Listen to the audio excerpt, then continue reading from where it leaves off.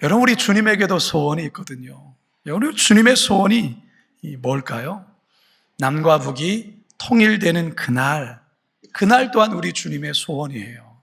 그런데요, 하나님은 이것보다 더 시급하고 더 간절하게 하나 되기를 원하는 것이 있어요.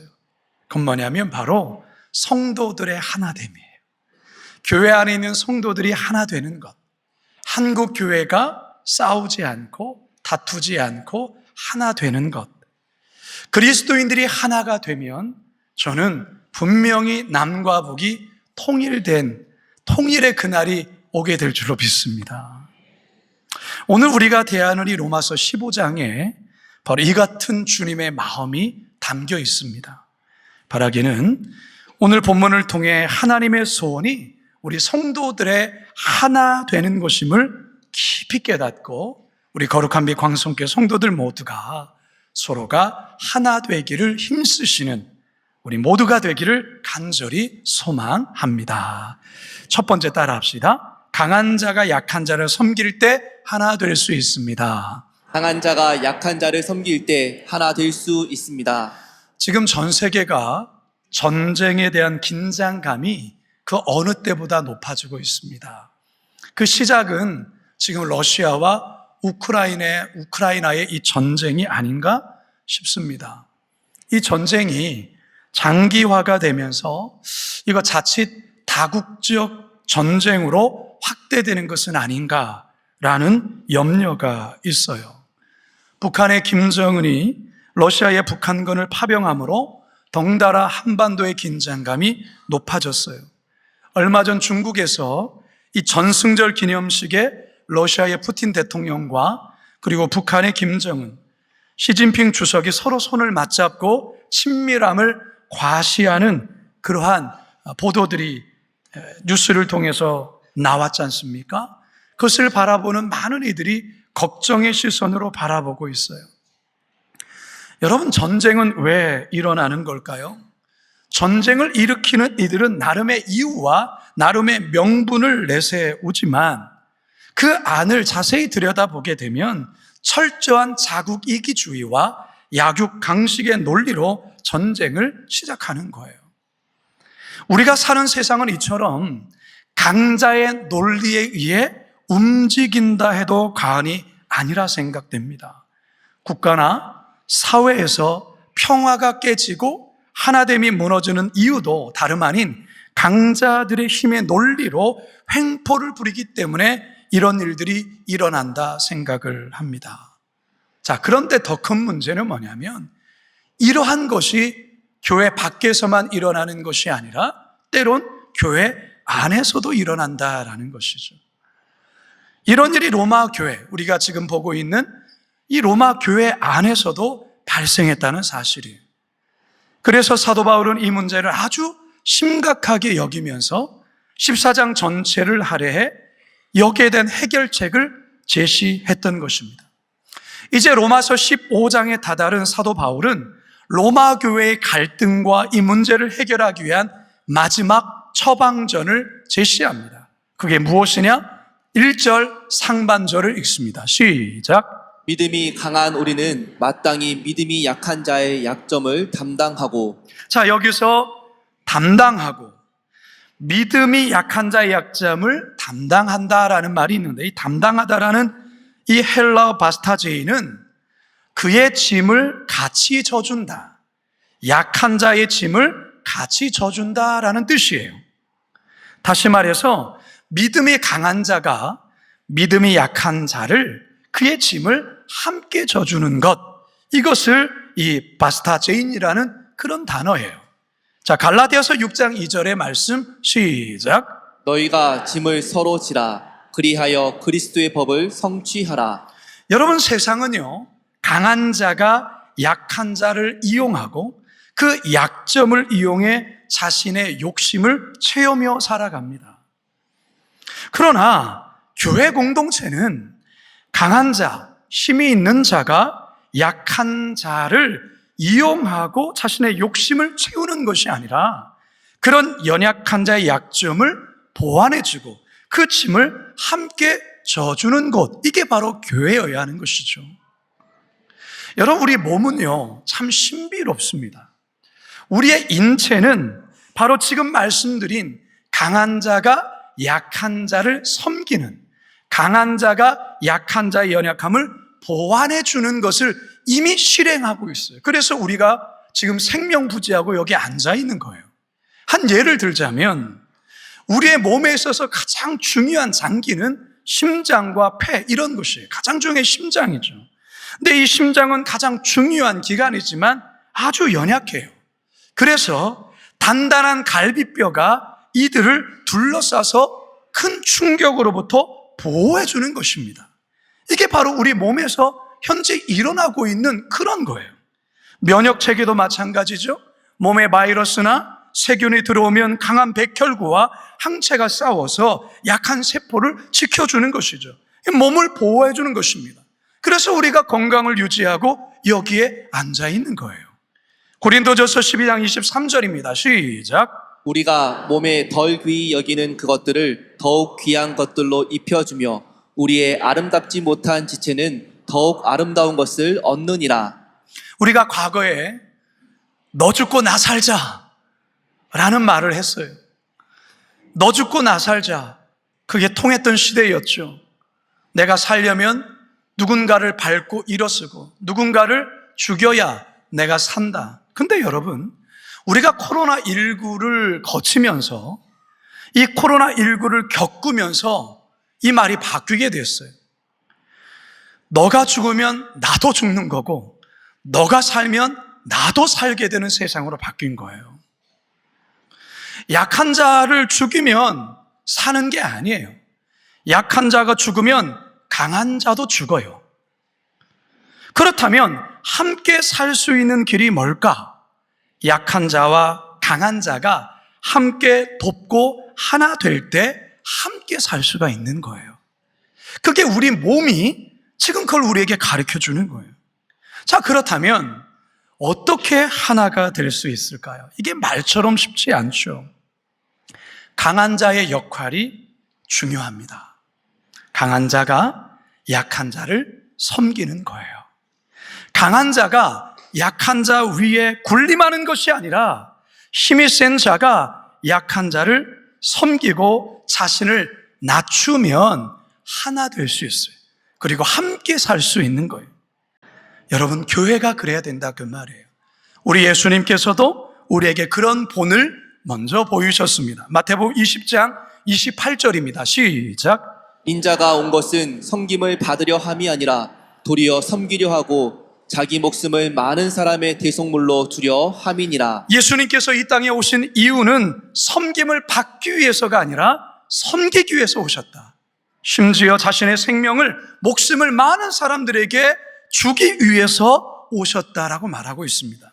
요한복음 13장 14절입니다. 시작. 내가 주와 또는 선생이 되어 너희 발을 씻었으니 너희도 서로 발을 씻어주는 것이 옳으니라. 우리 예수님께서 제자들의 발을 씻겨주시면서 바로 하신 말씀이 이 말씀이죠. 내가 선생이 맞아. 그러나 내가 너희 발을 씻었으니 너희도 서로 발을 씻어주는 것이 옳다. 바라기는요, 우리 예수님께서 우리에게 보여주신 것처럼 힘이 센 자, 강한 자, 그런 자들이 연약한 자를 섬김으로 하나님의 간절한 소원인 하나됨, 그 하나됨을 이뤄가시는 성도들 되시길 주님의 이름으로 축원합니다. 두 번째 따라합시다. 자신보다 이웃을 기쁘게 할 때 하나 될 수 있습니다. 자신보다 이웃을 기쁘게 할 때 하나 될 수 있습니다. 이 아프리카 언어 중에 우분투라는 말이 있어요. 그리고 여기에서 우분투 정신이라는 게 생기게 되었는데요. 이 우분투라는 말의 뜻은 뭐냐면 I am because you are, 즉 당신이 있으므로 내가 있다, 내가 존재한다 라는 뜻이에요. 나 혼자 잘 되는 것이 아니라 함께 잘 되는 것, 나 혼자 기뻐하는 것보다 함께 그 기쁨을 누리는 게 더 소중하다라는 것이 바로 이 아프리카, 이 우분투의 정신이에요. 실제로 한 선교사님이 아프리카 부족의 마을에 들어가 선교를 하던 중에 어느 날 아이들을 모아서 달리기 시합 경기를 제안을 합니다. 선교사님은 1등을 한 아이에게 선교사님이 준비한 맛있는 사탕과 이 과자, 이 상자를 주겠다고 이야기를 합니다. 그리고 이제 달리기 경주가 이제 시작이 되는 겁니다. 그런데 선교사님의 눈을 의심하게 되는 그런 일이 눈앞에 펼쳐졌어요. 선교사님은 이 출발 신호와 함께 아이들이 서로 앞을 다투면서 열심히 경쟁하며 뛰며 누군가 1등을 할 것이라 예상을 했어요. 그런데 그런 장면은 아닌 거예요. 그런 장면이 아닌 출발 신호와 함께 갑자기 이 아이들이 서로 손에 손을 잡더니 결승선을 향해서 같이 뛰어가는 거예요. 그리고 모두가 다 같이 1등을 한 거예요. 그래서 이 선교사님 너무 당황한 거예요. 그러면서 아이들에게 묻습니다. 아니, 너희들 중에 가장 빨리 달려가서 1등을 하면 이 과자랑 사탕을 혼자서 다 차지할 수 있는데 왜 너희들은 그렇게 했니? 그러자 아이들이 이구동성으로 말합니다. 우분투. 한 아이만 기뻐하면 무슨 소용이 있어요, 선교사님? 우리는 함께 기뻐해야 돼요. 여러분, 큰 울림이 있지 않습니까? 솔직히 사람은요, 누구나 자기 중심적인 죄된 본성을 가지고 있어요. 늘 자신이 먼저 기쁘게 하려는 그런 욕심이 우리에게 있다, 그 말이에요. 내가 먼저 즐거워야 되고, 먼저 내가 기뻐해야 되고, 내가 만족해야 되고, 나라는 자기 중심적인 그런 본성이 있죠. 그러다 보니 결코 공동체가 하나가 되지 못하는 거예요. 다 자기만 먼저 살려고 하니까요. 사도 바울이 로마 교회 갈등을 해결하기 위해서는 자신의 기쁨이 자신의 기쁨보다 이웃의 기쁨을 먼저 구해야 된다라고 강조하고 있어요. 자, 2절 상반절입니다. 시작. 우리 각 사람이 이웃을 기쁘게 하되. 로마 교회 안에 소위 믿음이 강한 자들, 뭐든 먹을 수 있다라는 자유와 기쁨을 누리고 있는 자들이 있었죠. 이러한 로마 성도들의 모습에 유대 성도들의 마음은 상처를 받았고 시험에 들었다라는 것입니다. 바울은 이러한 교회적인 상황에 대하여 로마 성도들을 향해서 너희들이 하는 행동은 사랑으로 결코 하고 있는 것이 아니다라고 지적을 합니다. 자, 14장 15절 상반절입니다. 시작. 만일 음식으로 말미암아 내 형제가 근심하게 되면 이는 내가 사랑으로 행하지 아니함이라. 너희가 사랑으로 행하지 않기 때문에 이런 일이 벌어지고 있다라고 말하는 거예요. 여러분, 사랑이 뭡니까? 사랑에는 어떠한 요소들이 있습니까? 고린도전서 13장은 사랑에 대해서 너무나도 우리에게 잘 말해주지요. 근데 그 사랑의 그 중심 속에는 나 중심이 아니에요. 이타적인 거예요. 상대방이 우선이에요. 고린도전서 13장 4절에서 5절 상반절 시작. 사랑은 오래 참고 사랑은 온유하며 시기하지 아니하며 사랑은 자랑하지 아니하며 교만하지 아니하며 무례히 행하지 아니하며 자기의 구하지 아니하며. 사랑은 자기의 유익, 자기의 기쁨을 먼저 구하지 않는다라는 거예요. 이것을 우리에게 신이 보여주신 분이 예수님 아니겠습니까? 예수님은 온 인류의 기쁨을 먼저 구하기 위하여서 자기를 기쁘게 하지 않았다라는 거죠. 바울이 로마서 15장 3절에서 이렇게 말하잖아요. 시작. 그리스도께서도 자기를 기쁘게 하지 아니하셨나니. 우리가 거듭나기 전에는요, 우리가 예수 그리스도를 제대로 믿기 전에는 모든 게 나 자신의 즐거움을 먼저 찾는 자가 맞아요. 나 자신의 즐거움, 나의 기쁨이 늘 우선이죠. 그러나 예수님을 만나고 인격적인 변화를 경험한 이후에, 거듭난 이후에 우리는 나 자신의 기쁨이 우선이 아니라 바로 이웃의 기쁨, 주님의 기쁨이 먼저 된 그런 삶으로 변화된 것입니다. 할렐루야. 우리 어머니들은요, 자기가 맛있는 음식 먹어서 배불러서 기뻐하는 것보다 나는 배불리지 않아도 내 자식이 그거 먹고 배불러서 기뻐하는 것을 기뻐해요.